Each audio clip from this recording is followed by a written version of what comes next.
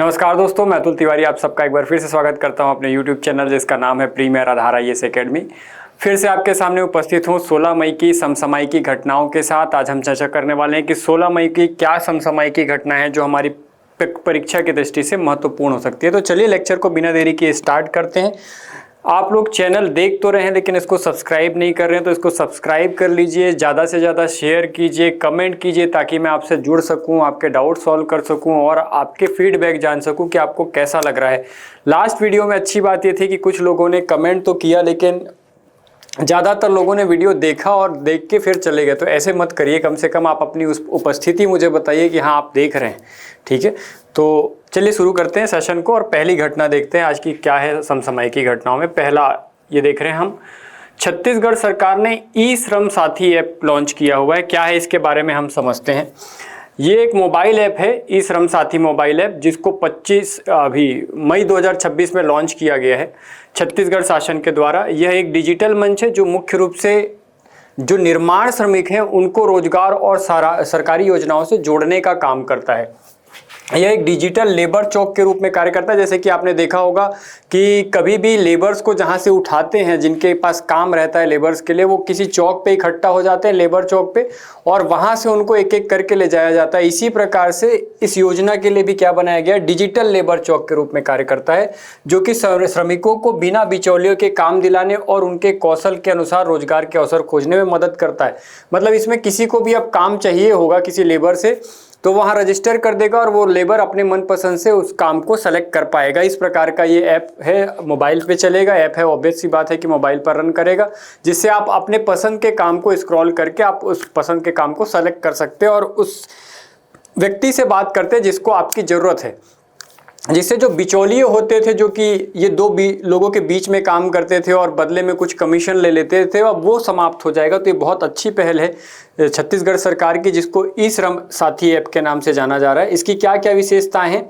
श्रमिक अपने निकटतम उपलब्ध काम की जानकारी पा सकता है और नियोक्ताओं से सीधे जुड़ सकता है। यह ऐप सरकारी योजनाओं की सूची प्रदान करता है और जनसांख्यिकीय डेटा के आधार पर पात्र योजनाओं की भी जानकारी देता है। इसमें सारी योजनाएं भी आपको बताई जाएंगी और उनकी पात्रता या क्राइटेरिया क्या है ये भी आपको बता दिया जाएगा, ताकि अगर सरकार कोई लॉन्च कर रही है नई योजना तो उसके लिए आप पात्र हैं कि नहीं वो भी आपको यहाँ से पता चल जाएगा। श्रमिक अपनी जानकारी अपडेट कर सकता है और राशन कार्ड या बैंक खाते जैसे दस्तावेज प्रबंधित कर सकता है। समस्या होने पर ऐप के माध्यम से शिकायत दर्ज की जा सकती है और स्थिति को ट्रैक किया जा सकता है। ऐप पर पंजीकरण और उपयोग पूरी तरह से निःशुल्क रहेगा। इसके लिए आपको कोई शुल्क नहीं देना पड़ेगा, केवल आपके मोबाइल पे इंटरनेट की सुविधा होनी चाहिए और उसके माध्यम से आप इस ऐप से जुड़ सकते हैं। तो बहुत अच्छी पहल है, ई श्रम ऐप, आप याद रखिएगा इसका नाम। सेकंड हम न्यूज़ ले रहे हैं जिसमें बताया गया दतराम गुफा। ये एक अंधेरी गुफा है, कहाँ पर है ये पूछ सकता है आपसे PSC। आजकल गुफा, नदी, पहाड़, पर्वत ये बहुत खोज के पूछता है, तो याद रखिएगा दतराम गुफा एक अंधेरी गुफा है जो कि कवर्धा जिला पंडरिया के अंतर्गत देवसरा गांव में स्थित है। विशेषता क्या है कि जैसे कुटुम्बसर गुफा में आपको स्टेगलाइट और स्टेगमाइट जैसी संरचनाएं दिखाई देती हैं, वैसे ही गुफा की सबसे खास बात है कि यहाँ पर असंख्य स्टेगाइट और स्टेगमाइट की विभिन्न प्रकार की आकृतियाँ यहाँ पर बनी हुई हैं। तो ये आपको दिखाई दे रहा होगा कि ऊपर से कुछ चूने पत्थर जो है वो रीस के जम जाता है, जिसको हम ये नाम देते हैं, और कुछ नीचे से जम जाते हैं। इन्हीं के नाम हैं आपके स्टेगलाइट और स्टेगटाइट और स्टेगमाइट। ये याद रखिएगा, ये दोनों नाम अपने को ध्यान में रखना है। आगे देखिएगा, अगला भोरमदेव जंगल सफारी जो है इसका इनॉग्रेशन हो गया है। एक और जंगल सफारी हमारे छत्तीसगढ़ के क्षेत्र में जुड़ गई है, जिसको हम बोल रहे हैं भोरमदेव जंगल सफारी। इसका शुभारंभ 3 मई 2026 रविवार को किया गया। करिया आमा क्षेत्र से जो भोरमदेव अभ्यारण्य है कबीरधाम में, वहाँ पर ये आपको अभ्यारण्य देखने को मिलेगा, जंगल सफारी देखने को मिलेगी, जिसकी लंबाई लगभग 35 किलोमीटर की है। इसकी अध्यक्षता केदार कश्यप जो वन एवं जलवायु परिवर्तन मंत्री हैं छत्तीसगढ़ के, इनके द्वारा की गई थी। और मुख्य अतिथि के रूप में विजय शर्मा जो हमारे उप मुख्यमंत्री हैं और कवर्धा के क्षेत्र से ही आते हैं, उनको मुख्य अतिथि बनाया गया था। इसकी विशेषता क्या है, तो ये प्राकृतिक सौंदर्य का अद्भुत अनुभव होता है। यहाँ पर समृद्ध वन जीव एवं वनस्पति पाए जाते हैं। पर्यटकों के लिए रोचक एवं सुरक्षित सफारी साबित होगी।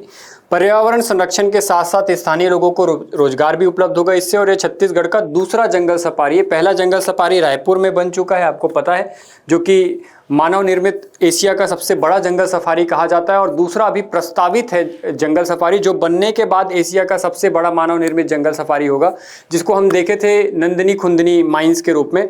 जहाँ पर पहले नंदिनी खुंदनी माइंस था, वहाँ पर भी जंगल सफारी बनने वाला है। उसके पहले ये बन के तैयार हो गया भोरम देव जंगल सफारी, जो कि कवर्धा जिले में। तो ये याद रखिएगा, तीनों की बात तो ध्यान में रखिएगा। आगे देखिए ऑपरेशन 777।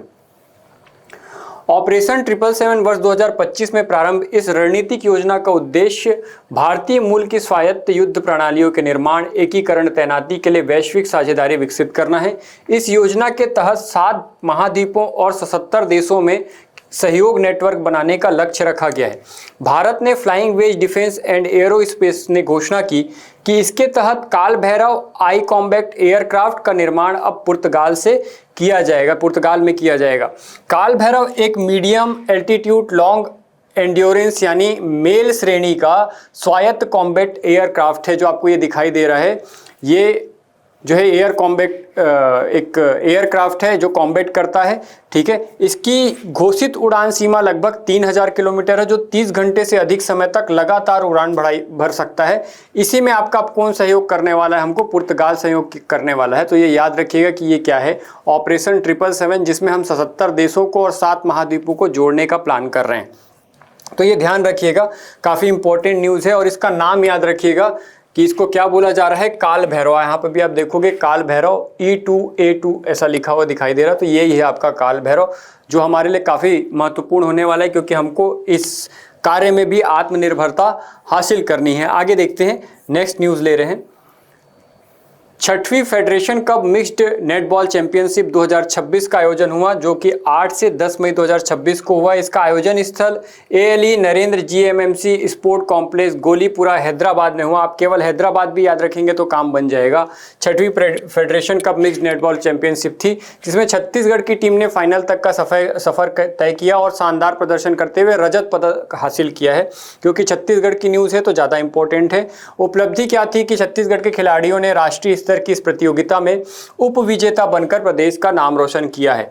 उप मुख्यमंत्री अरुण साव ने 14 मई 2026 को रायपुर में पदक विजेता खिलाड़ियों से मुलाकात कर उन्हें बधाई दी है। ये याद रखिएगा कि कहां पर हो रहा था, हैदराबाद में हो रहा था। और इसमें छत्तीसगढ़ ने क्या जीता, तो 2nd पोजीशन हासिल की है, रजत पदक जीता है। अगला देखिए, योवेरी मुसेवेनी युगांडा के नए राष्ट्रपति बने हैं। राष्ट्रपति योवेरी मुसेवेनी ही युगांडा के देश के नए राष्ट्रपति होंगे। योवेरी मुसेवेनी ने जनवरी 2026 में हुए चुनाव में ऐतिहासिक जीत जो है वो दर्ज की थी और लगातार 7वीं बार राष्ट्रपति पद की शपथ लेने वाले हैं। काफ़ी इंपॉर्टेंट है, हो सकता है आपके एग्जाम में बहुत जल्दी ये पूछा जाए योवेरी मुसेवेनी, क्योंकि इतने लंबे कार्यकाल के लिए राष्ट्रपति बनना अपने आप में एक उपलब्धि है।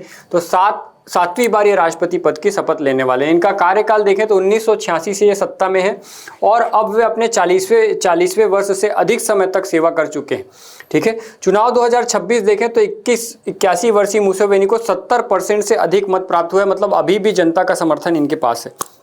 तो याद रखिएगा, युगांडा के ये नए राष्ट्रपति हैं योवेरी मुसेवेनी, ठीक है। आगे देखिए, VD सतीशन ये केरल के नए मुख्यमंत्री नियुक्त किए गए हैं। कौन से पार्टी से हैं, तो याद रखिएगा कांग्रेस से UDF का गठबंधन बना हुआ है। जहां पर इनके पूर्व अनुभव की बात करें तो पूर्व में विधानसभा में विपक्ष के नेता रह चुके हैं। ये विधानसभा सीटें देखें तो केरल विधानसभा में कुल 140 सीटें थी और बहुमत के लिए 40 सीटें चाहिए थी, जिससे इन्होंने समर्थन प्राप्त करके गठबंधन बनाकर प्राप्त कर लिया है। और अब केरल के नए मुख्यमंत्री के रूप में नियुक्त होने वाले हैं VD सतीशन। तो याद रखिएगा कि नया मुख्यमंत्री कौन होगा केरल का, तो VD सतीशन को नए मुख्यमंत्री के रूप में निर्वाचित कर लिया गया है, नियुक्त कर लिया गया है, याद रखिएगा।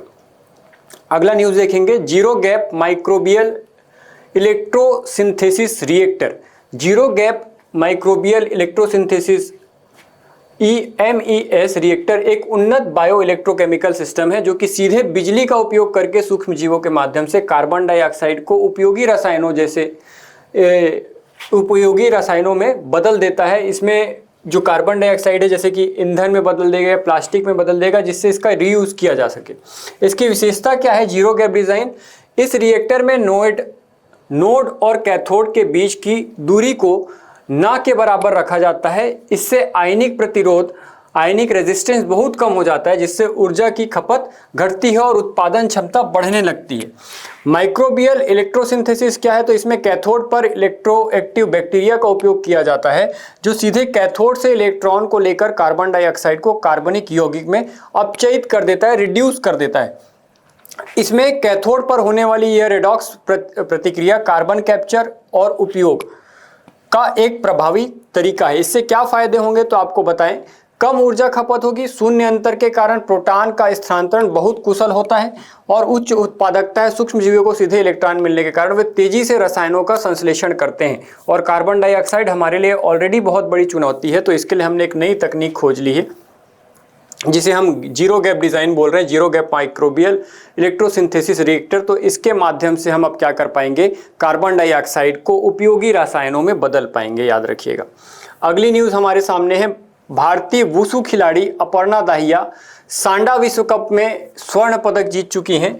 इसके आयोजन की तिथि थी 14 मई 2026। ये प्रतियोगिता 12 मई से शुरू हुई थी और 14 मई 2026 को इन्होंने स्वर्ण पदक जीता। आयोजन स्थल कहाँ था? तो मकाऊ में ये प्रतियोगिता हो रही है। प्रतिस्पर्धा देखें तो ये 11वां सांडा विश्व कप था, 11th। अक्सर पूछा जाता है किस नंबर का है, तो याद रखिएगा 11वां सांडा विश्व कप है। महिलाओं की 52 किलोग्राम सांडा प्रतियोगिता में इन्होंने ये उपलब्धि हासिल की है। इसका महत्व देखें तो 11वें सांडा विश्व कप में भारत का यह पहला स्वर्ण है। तो ज़्यादातर संभावना है कि आपसे क्वेश्चन बनेगा कि सांडा कप में किसने पहली बार गोल्ड मेडल जीता है, स्वर्ण पदक जीता है। तो याद रखिएगा वो कौन है, वुशु खिलाड़ी अपर्णा दाहिया। इससे पहले जो अपर्णा है, ये सितंबर 2025 में ब्राजील में आयोजित हुए विश्व वुशु चैंपियनशिप की फाइनल में इसी वियतनामी खिलाड़ी से हार गई थी। रजत पदक मिला था और इस बार उन्होंने वापस से स्वर्ण पदक जीत लिया है। तो जो भी व्यक्ति मेहनत कर रहा है और लगातार मेहनत कर रहा है वो कभी हार नहीं सकता। हो सकता है कि आज कुछ कारणों से आप चूक गए हो, लेकिन अगले बार आप बहुत जल्दी सफल हो जाओगे। इसी उम्मीद के साथ आप भी अपनी पढ़ाई लगातार जारी रखिए। मैं आपके साथ हूँ। आपको कोई भी अगर डाउट आता है तो हमारी पूरी टीम आपके साथ है। हमारे यहाँ बहुत सारे अच्छे अच्छे शिक्षक हैं, सभी विषयों के विशेषज्ञ उपलब्ध हैं।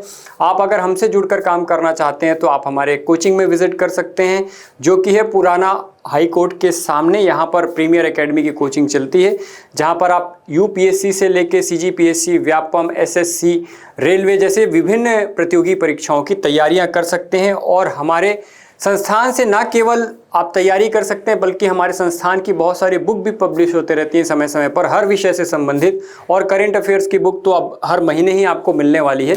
तो आप करंट अफेयर्स यहाँ से भी पढ़ सकते हैं, जो मैं आपको रोज़ समझा रहा हूँ, और उसके बाद आप लास्ट में बुक खरीद के भी पढ़ाई कर सकते हैं, ताकि आपको ज़्यादा लोड ना रहे इन सब चीज़ों को नोट करने का। चलिए नेक्स्ट देखते हैं। ये याद रखिएगा अपर्णा दाहिया के बारे में। अगला देखते हैं, थंडर क्वेक देख रहे हैं।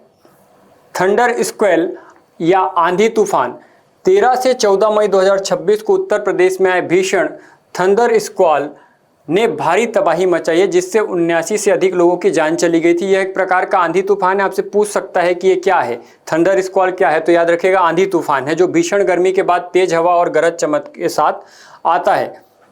एक बार और समझे कि ये क्या है। यह कपासी वर्षा बादलों के कारण अचानक आने वाले आंधी तूफान है, जिससे हवा की गति बहुत तेज, लगभग 60 से 80 किलोमीटर प्रति घंटा होती है। यूपी की स्थिति 13 मई 2026 की शाम को भदोही, फतेहपुर, बदायूं और बरेली सहित कई जिलों में भीषण आंधी और बारिश हुई। और इसका कारण क्या था? तो गर्मी के मौसम में नमी से भरपूर हवाओं का गर्म और सूखी हवाओं से टकराव इस तबाही का मुख्य कारण बनी, और इसको क्या कहा गया? थंडर स्क्वेल कहा गया। तो याद रखिएगा, अगर आपसे पूछ ले कि थंडर स्क्वेल जो शब्दावली है ये किसके लिए प्रयोग की जाती है, तो आंधी तूफान के लिए प्रयोग की जाती है, याद रखिए।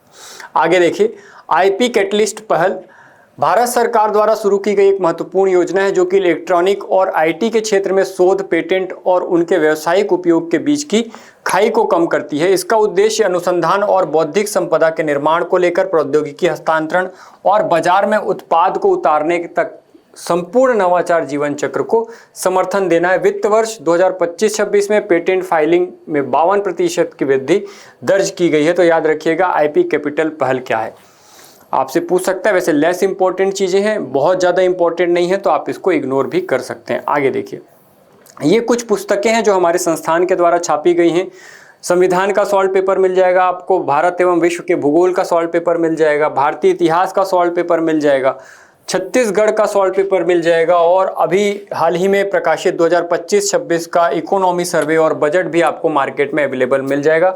एलोरा बुक डिपो और एग्जामगढ़ बुक डिपो में आपको ये सारी पुस्तकें अवेलेबल मिलेंगी, तो आप वहां जाके परचेस कर सकते हैं या फिर हमसे भी कांटेक्ट करके आप परचेस कर सकते हैं। तो ये था आज का समसामयिक की महत्वपूर्ण घटनाएं। कल फिर मैं आपके सामने उपस्थित होऊंगा आगे की कुछ महत्वपूर्ण घटनाओं को और विषयों की चर्चा के लिए। तब तक के लिए धन्यवाद। डियर व्यूअर्स, अपने एग्जाम की तैयारी को और बेहतर करने के लिए हमारे चैनल को लाइक, शेयर और सब्सक्राइब करना न भूलें।